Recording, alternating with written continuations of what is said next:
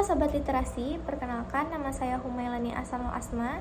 Saya berasal dari SMA Negeri 3 Samarinda dan pada saat ini saya sedang menduduki bangku kelas 11. Di sini saya akan meresensi sebuah buku yang berjudul Perawan Remaja dalam Cengkraman Militer, karya Pramudia Anantatur.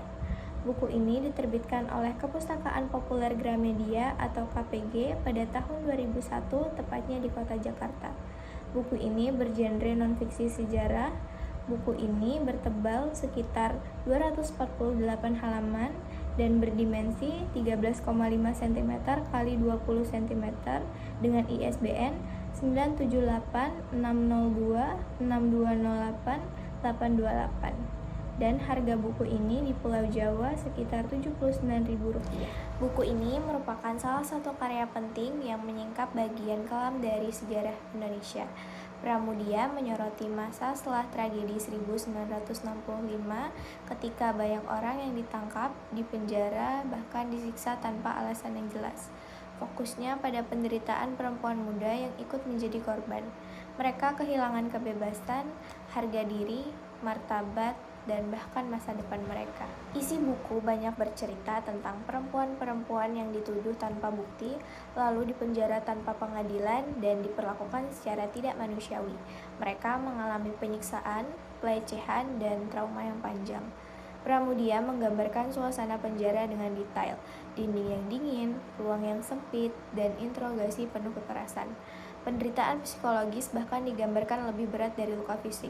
Hal inilah yang membuat kisah dalam buku terasa begitu nyata dan menyentuh. Gaya bahasa Pramudia sangat lugas, sederhana, dan tidak terbelit-belit.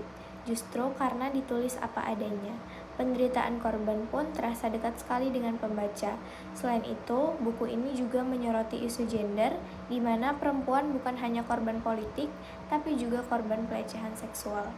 Kritiknya terhadap militer tajam, namun yang paling kuat adalah pesan kemanusiaan, martabat manusia harus dihormati apapun latar belakangnya.